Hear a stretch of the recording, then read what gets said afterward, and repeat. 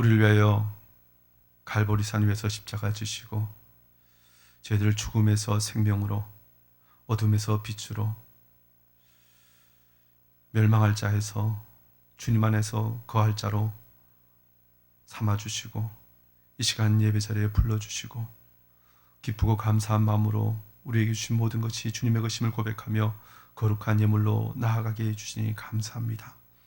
이 시간 드리는 주일헌금, 감사헌금, 11조헌금, 성경헌금, 구제헌금 모든 예물 주님 기쁘게 받아 주시옵소서.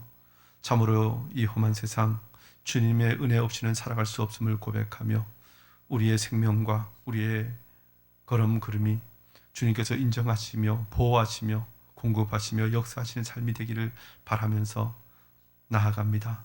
주님, 저희들에게 늘 우리의 마음의 소원과 기도의 간구에 응답하여 주시고 역사하여 주시옵소서.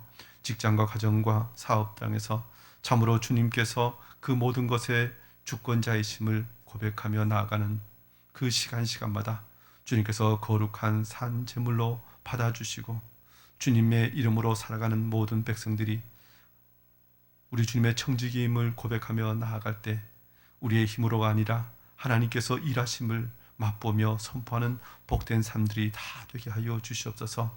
연약한 중에 기도할 때 강함을 허락하여 주시고 아픔을 안고 주님 앞에 부르짖을 때 치유를 허락하여 주시고 눈물로 주님 앞에 나아갈 때 기쁨의 단을 거둘 수 있는 복된 인생 다 되게 하여 주시옵소서. 참으로 이 마지막 때 세상에 그 어떤 것 의지할 수 없음을 고백하며 오직 주님께서 우리의 모든 걸음을 인도하시고 그 영원한 천국을 우리에게 주실 때까지 우리의 손 놓지 않고 끝까지 동행하실 것을 믿고 이 시간 나아갑니다. 날마다 주님과 함께 주의 말씀에 순종하여 걸어가는 걸음걸음이 복된 걸음 되게 하여 주시고 천국을 맛보는 걸음 되게 하여 주시고 천국을 보여주는 복된 인생 다 되게 하여 주시옵소서. 이 시간 주의 말씀 앞에 나아갑니다. 우리는 갈 바를 알지 못하지만 주님께서 우리에게 말씀의 빛을 비추어 주시고 그 빛을 따라 나아갈 때 우리에게 영원한 생명과 기쁨을 허락하여 주실 줄 믿고 나아갑니다. 주의 성령께서 우리에게 조명하여 주셔서 말씀을 듣게 하여 주시고 깨닫게 하여 주시고 믿어 순종하여 주님의 뜻을 이루는 복된 인생 다 되게 하여 주시옵소서. 예수님의 이름으로 기도하옵나이다. 아멘.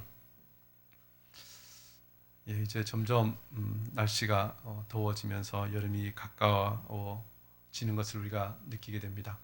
말씀대로 무화과 나무 잎이 무성하면 여름이 가까이 온 줄로 알라고 말씀하셨는데요.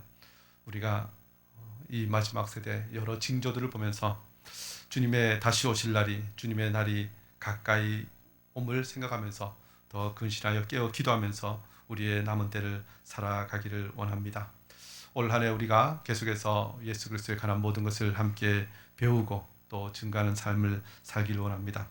오늘은 누가복음 23장 말씀을 통해서 함께 주의 은혜를 나누기를 원합니다. 오늘 누가복음 23장 1절부터 56절까지 좀 긴 부분의 말씀이지만 다 함께 교독하였는데요.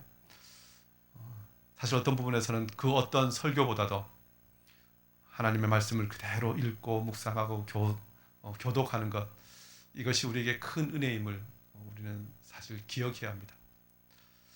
우리가 예배하는 것, 또 이 예배하는 것을 통해서 하나님께서 영광을 받으시는데 우리 개혁교단, 우리 장로교, 또 우리 갈비인주의라고 하는 우리 교단의 어떤 정체성을 보면 말씀 중심이고 또 예배에서 가장 중요한 것이 말씀입니다. 그런데 그 말씀이 사실 그 말씀 또 어느 순간부터 이 시간 배분으로 보면 이 찬송하고 기도하는 것보다 이 설교하는 것에 훨씬 시간이 많이 주어집니다. 그리고 설교도 보면 우리가 성경을 함께 읽고 또 그 말씀을 강의하는 것으로 나누는데 어느 순간부터 이 성경 본문을 아주 충분하게 읽는 그 시간보다 이 설교 시간이 아주 비교하면 굉장히 길어졌다는 것입니다. 왜 그럴까? 사실 말씀을 함께 교독하고 읽는 것, 이것이 초대교회, 더 나아가서 우리 예수님께서 사역하실 때도 회당에서 일어서서 예수님께서 말씀을 읽어주셨잖아요. 다른 말씀을 다 읽어주신 이후에 말씀에 대해서 너희들에게 이것이 임하였다, 이 정도로 설교하셨는데 그런 의미에서 우리는 언제부터인가 이 예배하는 데 있어서, 말씀을 대하는 데 있어서 우리 예배자로서 능동적으로 말씀 앞에 나아가고 말씀을 읽고 묵상하기보다 말씀을 듣고 그냥 이렇게 지나가는 걸로, 뭐 거기까지만 해도 그래도 좀 낫죠. 이제 말씀에 대해서 평가하고 내 자를 가지고 측정하고 또 이런저런 것들로 받아들일 건 받아들이고 거부할 건 거부하면서 나름대로 이런저런 것으로 이 말씀의 능력과 그 은혜를 우리가 훼손하는 일들이 많이 있다는 것입니다.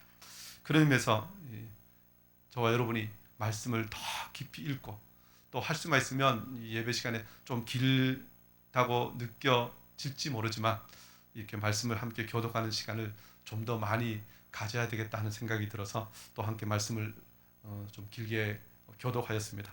또 오늘 이 누가복음 23장 말씀은 예수님께서 십자가에 달리시고 죽으시는 그 모든 과정들이 기록되어 있습니다. 그 어떤 설교보다도 사실 이 말씀을 읽는 것 자체로 우리에게는 은혜가 되는 것이고 또 주님께서 우리에게 주신 그 사랑이 느껴지는 그런 본분입니다. 그리고 이 십자가는 우리가 신앙생활하면서 그야말로 말하고 또 말해도 듣고 또 들어도 늘 이것이 우리에게 새로운 기쁨을 허락하여 주시고 또 이것을 통하여 큰 능력을 경험하게 되고 더 나아가서 생명으로 나아가는 말씀입니다. 우리 신앙에서 가장 중요한 부분이 바로 이 십자가 사건이 기록된 이 성경 말씀이 가르쳐 주시는 그 진리고 또 이 말씀대로 살아가야 하는데, 이 십자가도 어떤 부분에서는 우리가 십자가에 대해서 깊은 진리를 자주 오해할 때가 많이 있습니다.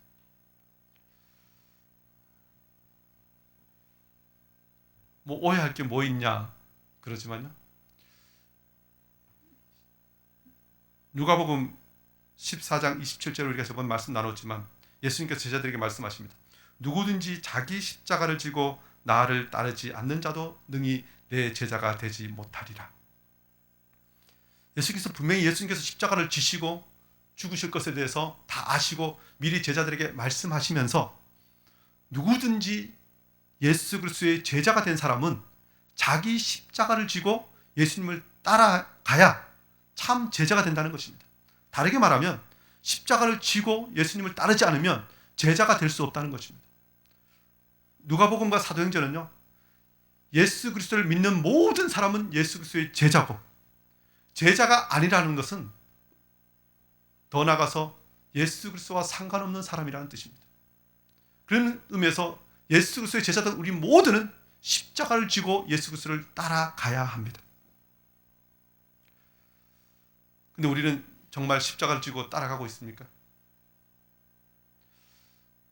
예수 그리스도의 십자가를 진다는 것, 사실 십자가를 그러면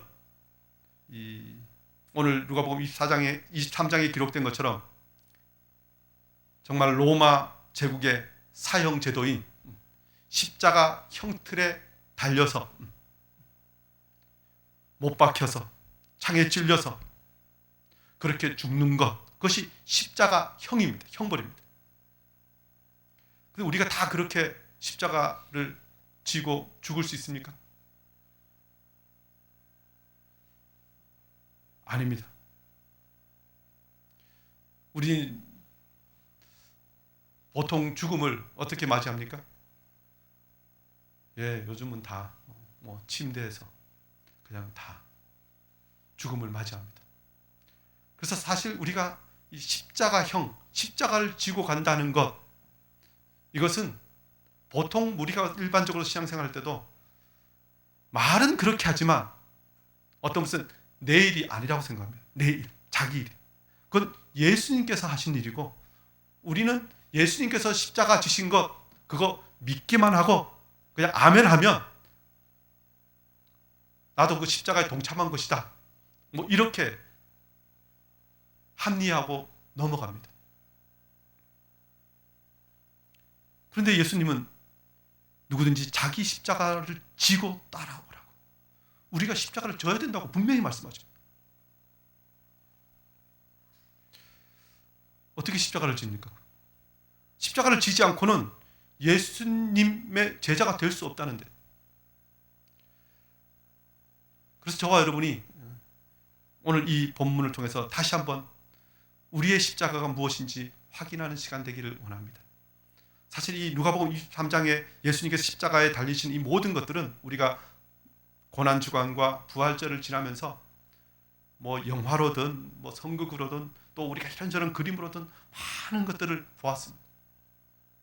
그리고 이걸 하면서 이걸 가지고 예수님이 얼마나 십자가에 달리실 때 고통스러웠을까 하면서 슬퍼하고 아파합니다. 예, 물론 그 감정, 그 행위 뭐 하지 마라 그럴 수는 없습니다. 그러나 그것으로 우리가 십자가를 지는 것에 대해서 다 했다 하고 끝나서는 안 된다는 것입니다. 사실 이 예수님이 지신 십자가에 대해서 아주 극단적으로 타인화시키는 교리를 가지고 있는 데가 천주교입니다. 천주교가 이 부활절이라든가 이런 데서 열심히 부활 고난의 주님 하면서 이 뭐 각 집마다 이 가시관을 쓰신 예수님의 그 형상과 십자가를 이렇게 해서 걸어 놓잖아요. 왜 그렇게 걸어 놓을까요? 예, 예수님은 십자가를 지시고 나는 예수님이 십자가 졌었으니까 나는 안 져도 된다 이겁니다. 사실 이 천주교 쪽에서는 성물을 굉장히 중요한 성물 아세요? 옛날에는 뭐 성배, 뭐 법계 그리고 성인들의 유물 이걸 옛날 그 중세 시대는 그 유물 하나 사려고 뭐 엄청난 돈을 들여서 사기도 합니다. 근데 그걸 가만 보면요, 그 유물을 거룩하게 한 하여튼 거룩하지도 않지만 거룩하게 한 그 성자의 그 공로를 그 사람이 한 공로를 그냥 내가 돈 주고 사와서 내 것으로 만드는 거죠. 공로를. 이게 무슨 말입니까? 예수님께서 지신 십자가의 공로를 내가 그냥 믿음으로 공짜로 가져옵니다. 그리고 내가 구원받았다 끝. 그리고 얼마나 쉽습니까? 그런데 예수님께서는 그렇게 하면 안 된다고. 너희들도 십자가 지라고. 예수님만 십자가 지시는 것이 아니고 우리도 십자가를 져야 된다고 분명히 말씀하십니다. 저와 여러분이 십자가 져야 합니다. 근데 십자가를 지고 싶다고 질 수 있나요? 십자가를 지고 싶다고 막 질 수 없습니다. 사실 십자가는요, 내가 어떻게 할 수 있는 것이 아닙니다. 십자가는 누군가 나를 십자가에 못 박아야 질 수 있는 것이 십자가입니다. 그러기 위해서는 십자가를 내가 진다 하는 의미는 좀 달라야 한다는 것입니다. 예수님께서 십자가를 지실 때 예수님께서 막 좀 상상마냥 해보면 스스로 십자가에 올라가셔서 막 못 박고 그러지 않으셨잖아요. 예수님은 예수님의 길을 걸어가셨는데 악한 자들이, 대적들이 예수님을 붙들어다가 십자가에 못 박은 것입니다. 예수님께서 십자가를 지셨다는 것은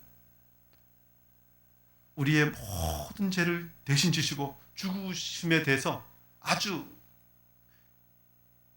최고의 어떤 분을 우리에게 모범으로 보여주시고 또 그것을 우리가 잘 믿을 수 있도록 이해할 수 있도록 그리고 그 모든 것들을 구약의 희생제사와 대속제물, 화목제물의 그 모든 것을 나타내시기 위해서 십자가라는 것을 우리에게 보여주시고 따라오라고 하신 것입니다.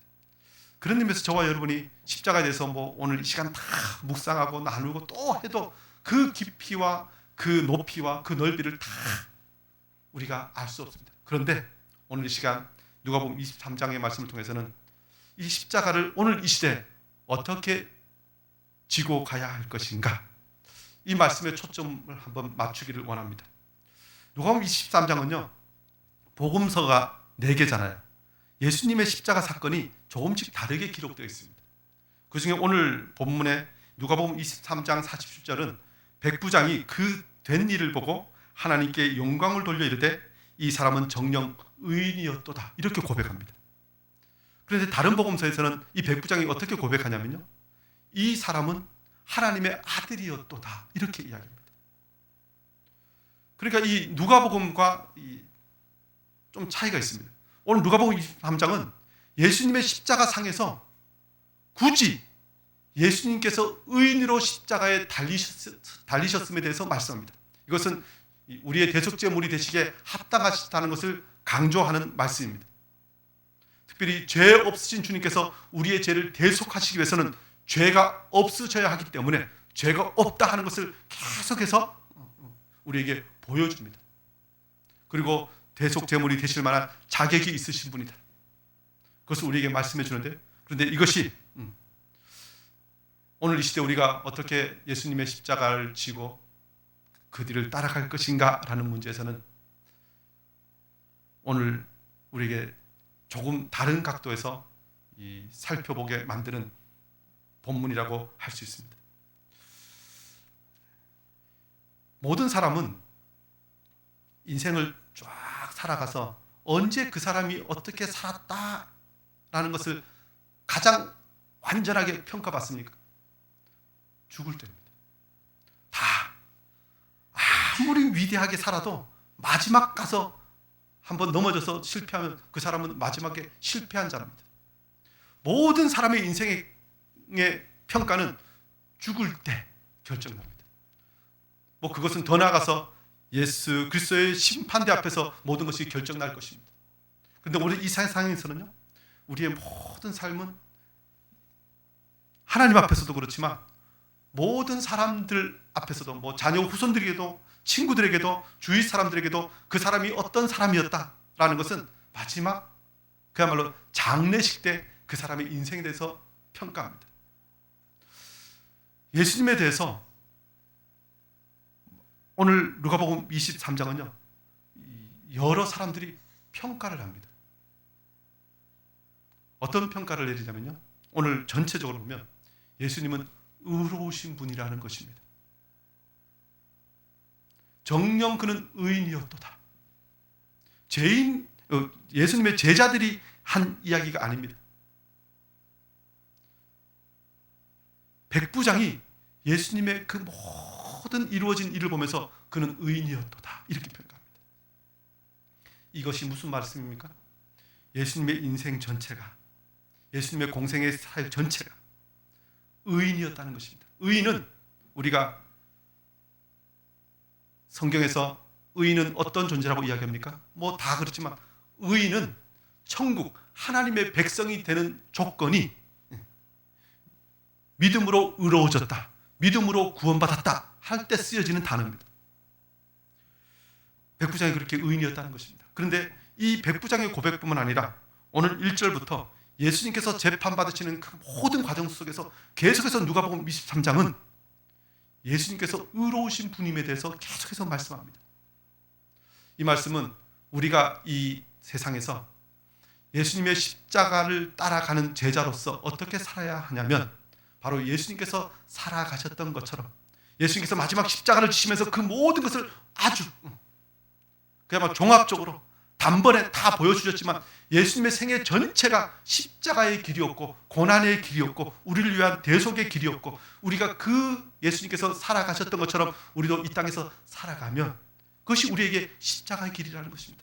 그렇게 살아가면 마지막에 십자가의 세상에서 세상 사람들 우리를 십자가에 못 박을 수도 있고 우리가 환난과 핍박 가운데 죽을 수도 있고 마지막에 그 모든 것을 통해서 결국은 하나님께서 판단하시고 우리의 모든 것을 갚아주실 것이기 때문에 우리는 예수님께서 어떻게 십자가를 바라보시면서 살아가셨는가라는 것을 확인해 보면서 저와 여러분이 오늘 이 마지막 때 십자가를 지고 주님을 따르는 삶을 살기를 원합니다. 주 예수 그리스도에 관하여 알아야 할 모든 것은 무엇입니까? 첫째는 빌라도가 법정에서 죽일 죄를 찾지 못하였다고 말하는 그런 삶을 예수님께서 사셨다는 것입니다. 오늘 1절부터 7절까지 말씀 보면요, 예수님께서 빌라도에게 끌려가셔서 재판 받으시는 것이 나오죠. 수많은 사람들이 고발합니다. 우리 백성을 미혹하고 가이사에게 세금 바치는 것을 금하여 자칭 왕 그리스도라 하더이다 하니 이렇게 고발하고 또 예수님께 빌라도가 묻습니다. 내가 유대인의 왕이냐? 예수께서 말씀하십니다. 내 말이 옳다. 모든 지금 재판정에처럼 고발하고 그리고 그 고발한 것에 대해서 변호하고 하는 그 모든 과정들이 있습니다. 성경은요, 이렇게 재판받고 또 이런 모든 것들을 굳이 우리에게 말씀해 주시는 것은 우리의 모든 죄가 대속되어야 하고 해결되어야 하고 또 그 모든 것을 예수님께서 담당해 주셨음에 대해서 우리에게 가르쳐 주시기 위해서 이 말씀을 하신다는 것입니다. 특히 4절에 보면 빌라도가 대제사장들과 무리에게 이르되 내가 보니 이 사람에게 죄가 없도다. 대제사장과 무리, 엄청난 무리가 와서 예수님을 고발합니다. 특별히 대제사장은요, 그 당시에 모든 율법에 능통하고 모든 그야말로 하나님의 백성이라고 하는 이스라엘 사람들의, 유대인들의 대표자로서 서 있었던 사람입니다. 그 사람이 빌라도에게 예수님을 고발합니다. 특별히 이 대제사장과 성경은요, 예수님께서 대제사장 되셔서 대제사장 되셔서 그의 백성들의 죄를 대신 지시고 죽으심에 대해서 계속 비교하면서 지금 빌라도 법정에 있는 이 대제사장은 그야말로 거짓 대제사장이고 우리 예수님께서 참 대제사장 되심을 분명히 말씀합니다. 로마서 3장 25절 때 이것을 이렇게 말씀하는데 한번 읽어보실까요?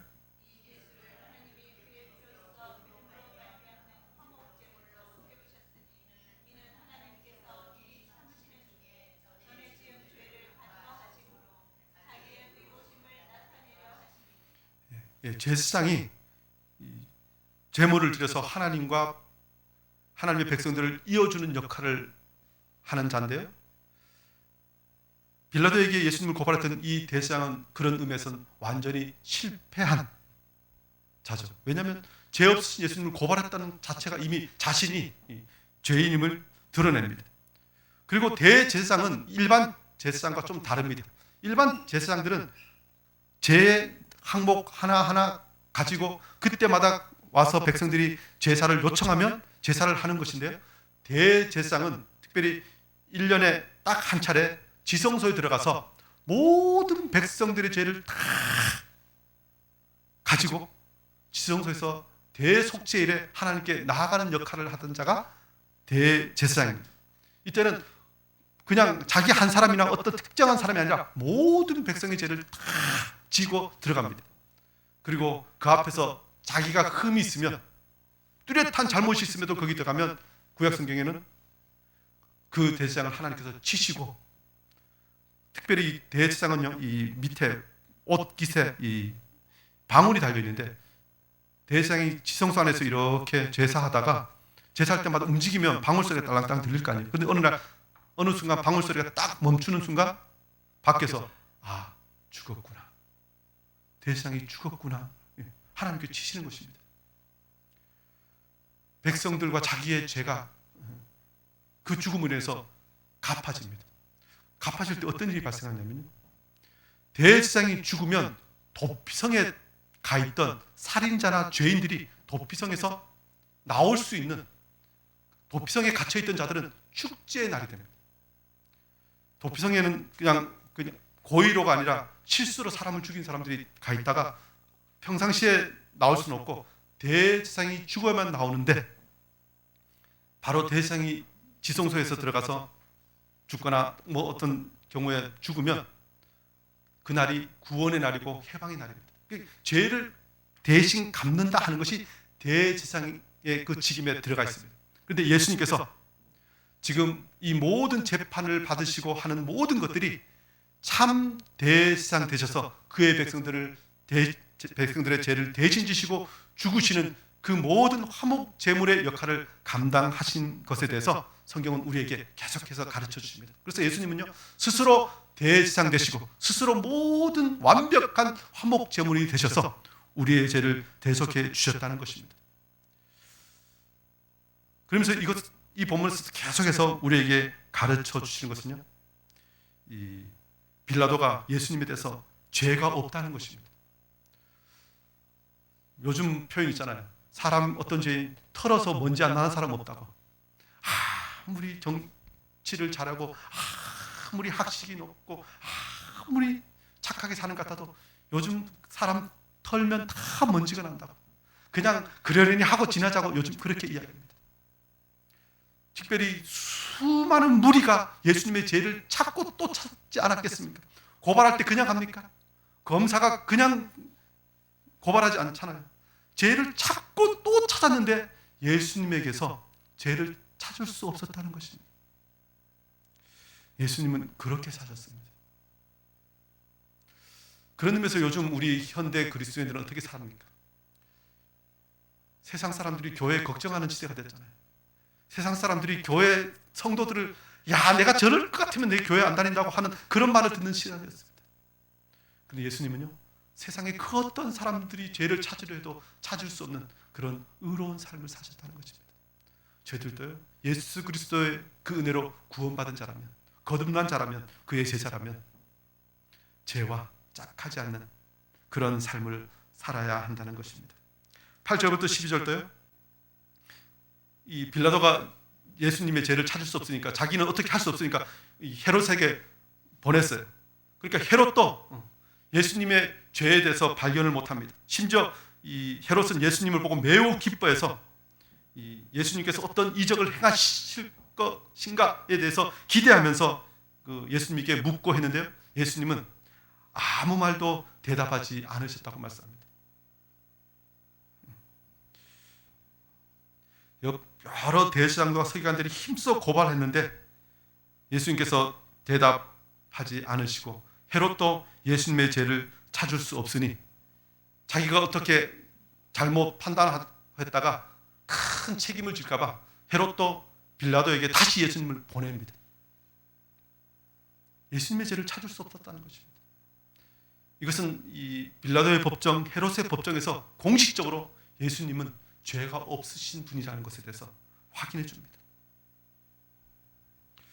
그리고요, 예수님은 그 모든 과정들을 통해서 예수님께서 하나님께서 보내신 하나님의 아들 메시아이심을, 성경의 예언을 다 성취하신 분이심에 대해서 분명히 말씀해 주십니다. 이사야 53장 7절에 이 본문을 이렇게 말씀하는데 한번 읽어보실까요?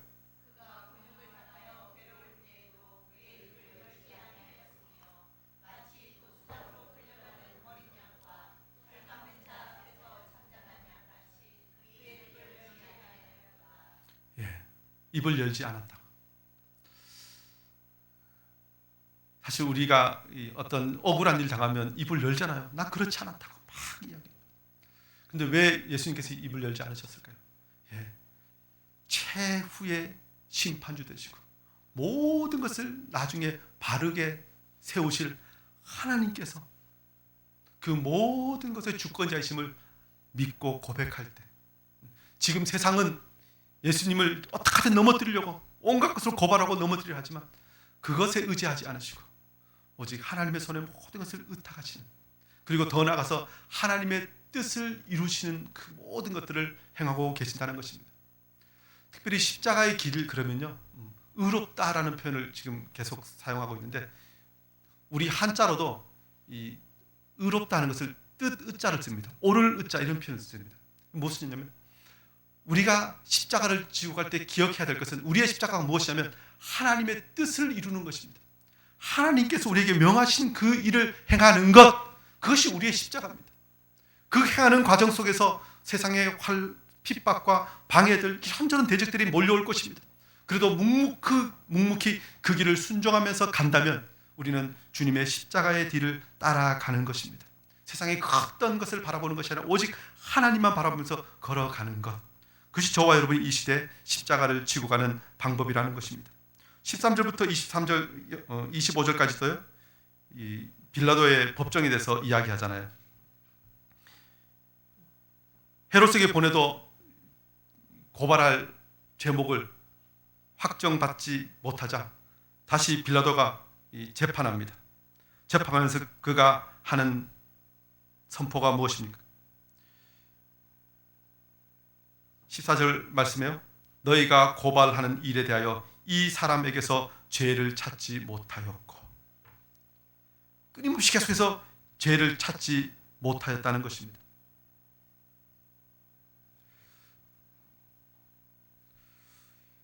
히브리서 7장 26절은 이것을 이렇게 말씀합니다. 한번 읽어보실까요?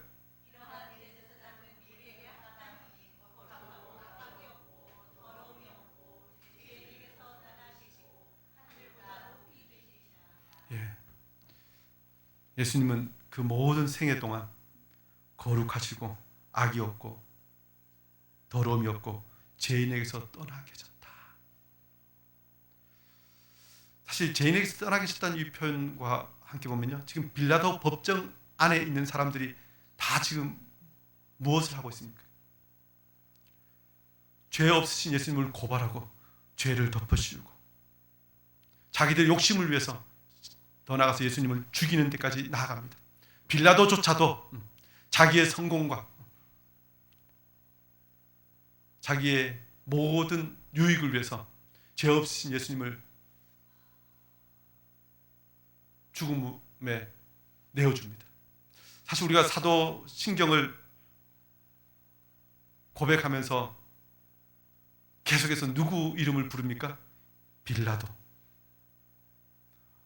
빌라도 별로 뭐 큰 죄 안 지은 것 같은데 우리 끊임없이 빌라도. 근데 빌라도의 큰 죄가 무엇입니까?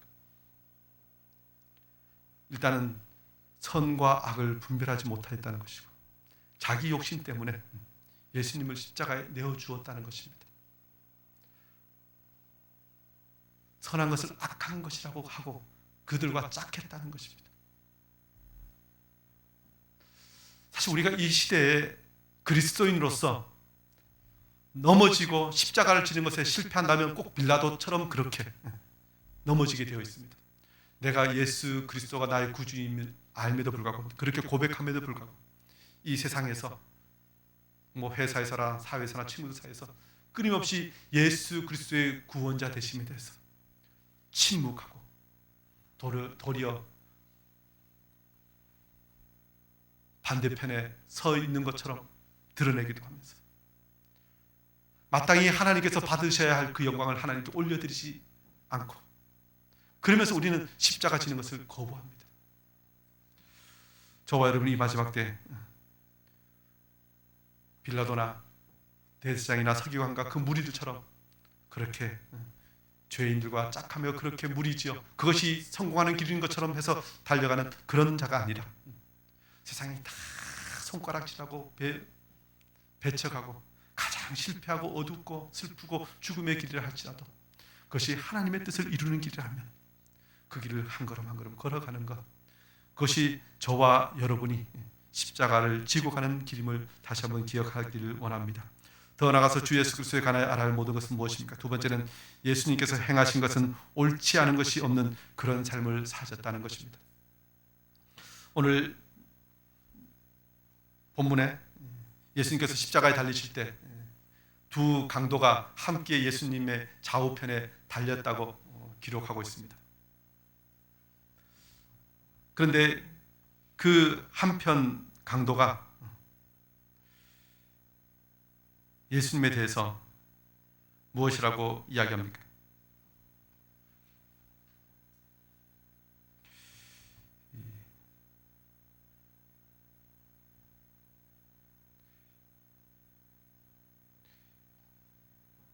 (41절에요) 우리는 우리가 행한 일에 상당한 보응을 받는 것이니 이에 당연하거니와 이 사람이 행한 것은 옳지 않은 것이 없느니라. 이 강도가 예수님에 대해서 이 강도가 어떤 정확한 짓을 했는지 모릅니다. 근데 자기가 스스로 생각해 나는 악한 일을 했기 때문에 죽어 마땅한 자다. 뭐 스스로 생각할 만큼 그런 사람입니다. 그런데 이 사람이 예수님에 대해서 계속 어떤 버릇은 들었던 것 같습니다. 그리고 사람들에게서 뭐 듣든지 뭐 보았을 수도 있습니다. 근데 그가 예수님의 모든 것을 다 듣고 보았는데 그에게서 옳지 않은 것을 행한 것이 없다는 것을 그가 확인합니다.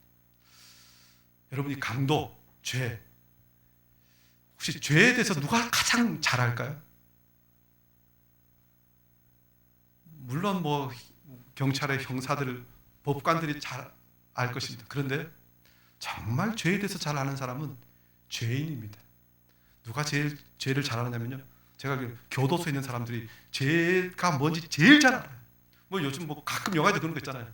뭐 범인이 딱 체포돼 갖고 경찰서 딱 앉자마자 뭐 경찰이 말하기도 전에 자기가 다 뭐 절절절절 죄에 대해서 무엇이 옳은지 옳지 않은지 다 압니다.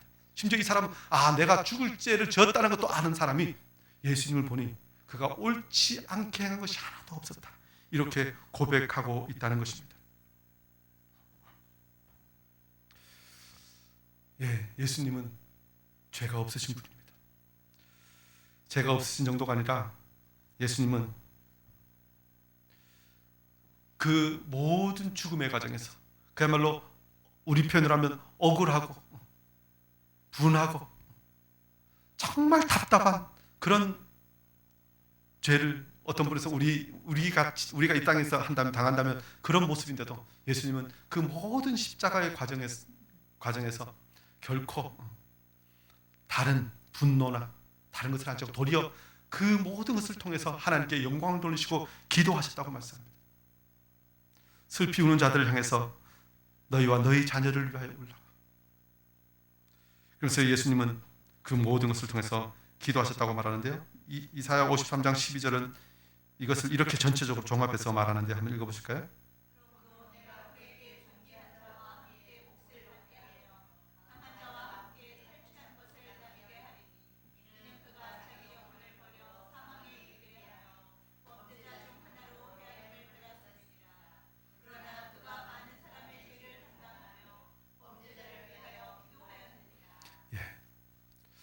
예수님의 그 십자가에 대해서 이사야 53장이 미리 예언한 말씀이고, 예수님께서는 이 모든 예언의 말씀을 그대로 다 성취하시면서 십자가를 지셨습니다.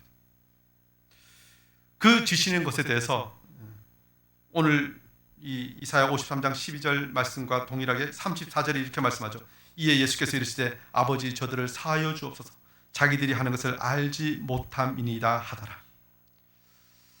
예수님께서 십자가를 지실 때 예수님을 십자가에 못 박는 그들을 향해서 하나님께 기도했다는 것입니다.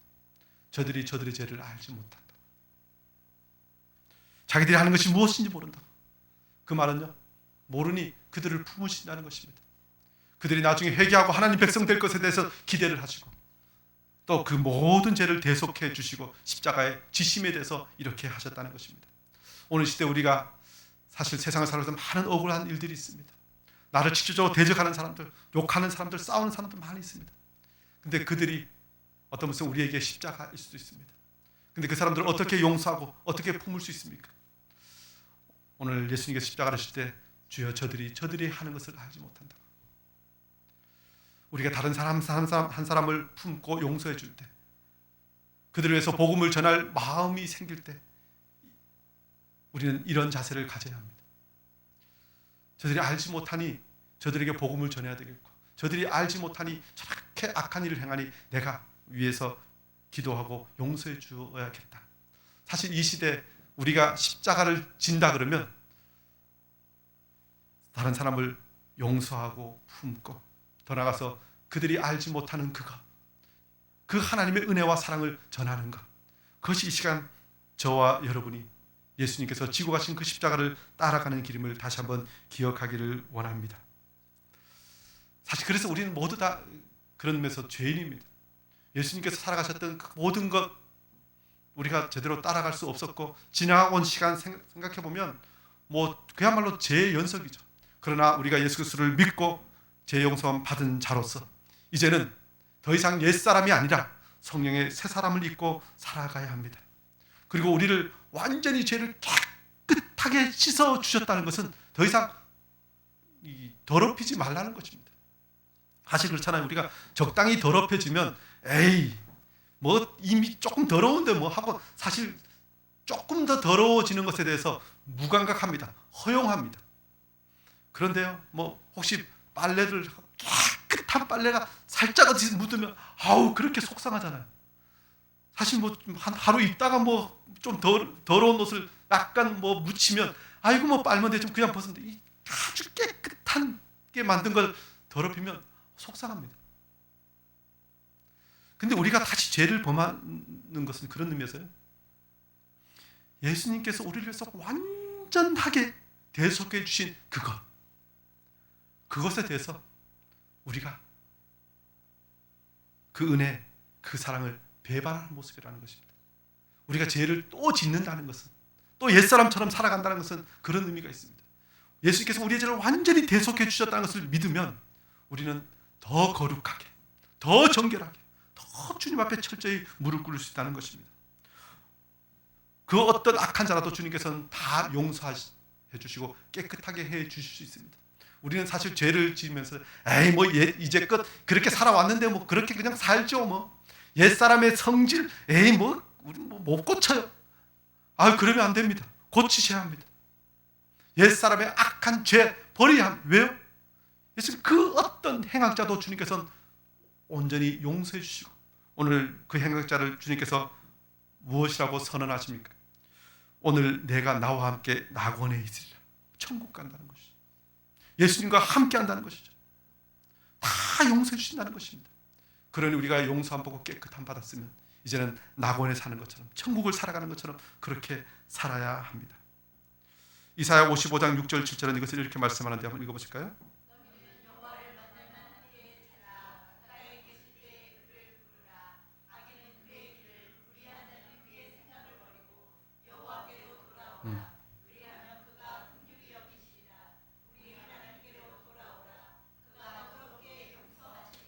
예, 의로운 사람은 예수님께서 그의 죄를 용서해 주시고 이제 천국 백성 된 사람은 이제 하나님께 돌아가야 합니다. 그리고 우리는 부르짖어야 합니다. 그리고 더 나아가서 악인은 그의 길을, 불의한 자는 그의 생각을 버리고 중요합니다.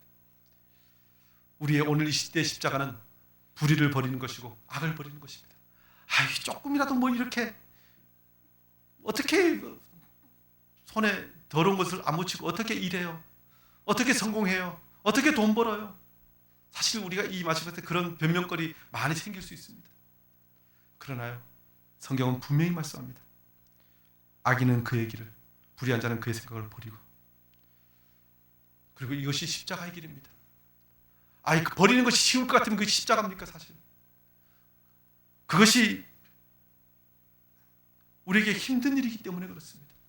그것을 따라가면, 하나님의 뜻을 따라가면, 말씀을 따라가면 십자가를 지는 것 같은 고통, 외로움 있을 것이기 때문에 주님께서는 그렇게 말씀하시는 것입니다. 의롭게 살아가면 끊임없이 세상에서 고난받게 되어 있습니다. 소돔과 고모라에 살던 의로운 욥이 그 심령이 상하였다는 표현을 씁니다. 악한 자들 안에서 조금이라도 의롭게 살려고 그러면 상하게 되어 있습니다. 그런데 그것이 오늘 이 시대 우리에게 하나님께서 지어주신 십자가임을 저와 여러분이 기억해야 하고 더 주님의 뜻대로 살아가는 저와 여러분이 되기를 원합니다. 더 나아가서 주 예수 그리스도에 관하여 알아야 할 모든 것은 무엇입니까? 세 번째는 예수님께서는 십자가를 통하여 의인으로 죽으시고 대속주가 되셨다는 것입니다. 44절부터 49절에 예수님께서 십자가에 달리시고 죽으시는 그 모든 과정이 기록되어 있고 우리에게 보여줍니다. 그 사랑, 그 은혜 우리가 그 어찌 말로 다 표현할 수 있겠습니까? 그런데 이 모든 것을 다 보고 오늘 47절에 백부장이 그 된 일을 보고 하나님께 영광을 돌리되 이 사람은 정녕 의인이었도다. 이 된 일, 예수님이 십자가에 죽으신 뿐만 아니라 해가 빛을 잃고 온 땅에 어둠이 임하고 성소의 휘장이 한가운데로 찢어지고 예수님께서 큰 소리로 불러주실 때 아버지 내 영혼을 아버지 손에 부탁하나이다 하고 이 말씀을 하신 후 숨지셨다. 이 모든 것들을 백부장이 보고 나서 하나님께 영광을 돌렸다는 것입니다. 하나님께서 우리 한 사람 한 사람을 통하여 일하십니다. 사실 세상은 우리가 하는 행동, 우리를 중심으로 일어나는 그 모든 사건을 보면서 하나님을 볼 수 있어야 됩니다. 그리고 하나님의 영광을 드러내야 하고, 그리고 세상은 오늘 예수님께서 들으셨던 이 말씀처럼 우리도 저 사람은 의인이었도다, 하나님의 사람이었도다. 사실 이런 평가, 이런 칭찬 들어야 한다는 것입니다. 자기 죄로 인해서 고난받으면 그것이 무슨 의미가 있습니까? 정말 우리 모든 것을 통해서 그렇게 하나님께 영광 돌리기를 원합니다. 특별히 이 징조들이 나오잖아요. 하나님께서는 그 하나님의 백성들이 하나님의 뜻대로 살아가고자 할 때 하나님께서는 도우시는 손길, 천사들, 수많은 일들을 통해서 하나님의 일을 이루어 가십니다. 오늘 이 시대도 그렇게 역사하십니다. 저와 여러분이 이것을 믿고 나아가길 원합니다. 그리고 더 나아가서 예수님께서 이 모든 것을 통해서 의인이었다고 평가받으셨는데요. 이것을 통해 다시 한번 죄 없으신 예수님이 나를 위해서 죽으셨음을 다시 한번 확인하고 믿고 나아가길 원합니다. 그리고 예수님의 특별히 이 십자가를 상의 사건을 요한복음 19장 30절은 이렇게 표현하죠. 한번 읽어보실까요?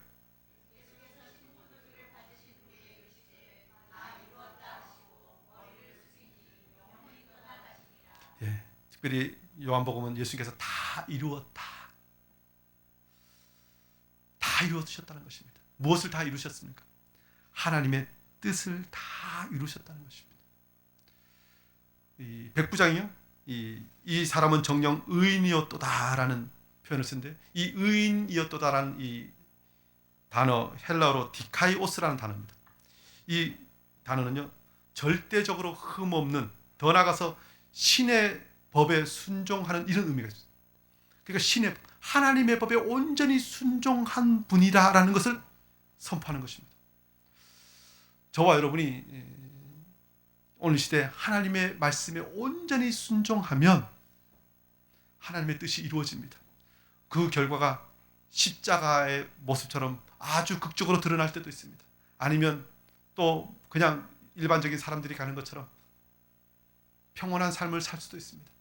중요한 것은 우리의 모든 것을 통하여 하나님의 뜻이 이루어지는 것입니다. 그것이 오늘 이 시대에 우리가 하나님의 백성답게 살아가는 것이고 우리의 십자가를 지는 방법이라는 것입니다.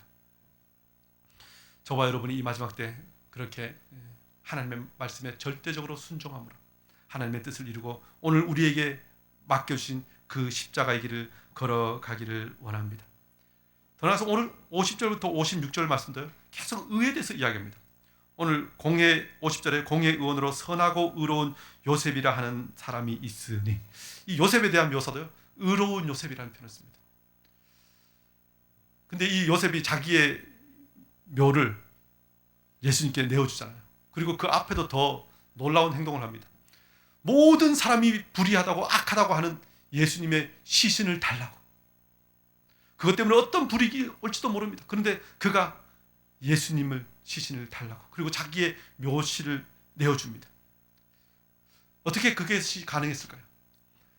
이 의로운 요셉, 그리고 이 사람이 어디에 살았냐면 유대인의 동네 아리마대 사람이라는 표현은요, 유대인의 모든 율법을 다 지켰던 사람이라는 것입니다.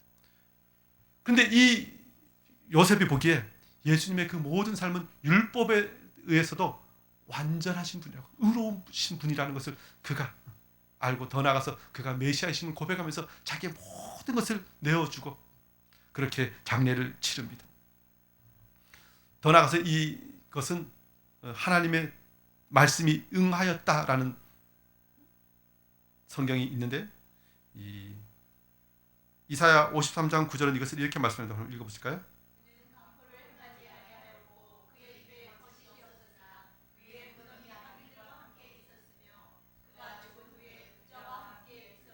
예, 그 죽은 후에 부자와 함께 있었다. 부자 아리마다의 요셉의 묘실에 묻히는 것을 이사야 53장은 이렇게 미리 예언합니다. 그리고 이 모든 것을 통하여 하나님의 말씀이 성취되고 예수님께서 참 메시아 구원자이심을 성경은 우리에게 증거하고 있습니다.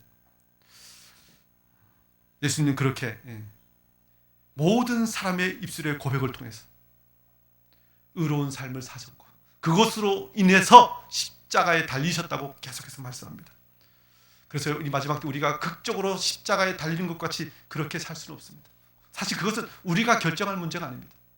그런데 오늘 이 시간 우리가 어떤 것을 결단할 수 있는 것은 우리가 예수님께서 의로운 삶을 살아가셨던 것처럼, 그리고 그 삶을 살아감으로 십자가를 치른 것 같은 고통이 몰려올지라도 우리가 하나님의 뜻을 이루기 위해서 그 길을 걸어가는 것, 그것이 저와 여러분이 오늘 이 시대 예수님이 지고 가신 그 십자가를 지고 가는 비결이라는 것입니다. 베드로전서 2장 21절도 이것을 이렇게 말씀합니다. 한번 읽어보실까요?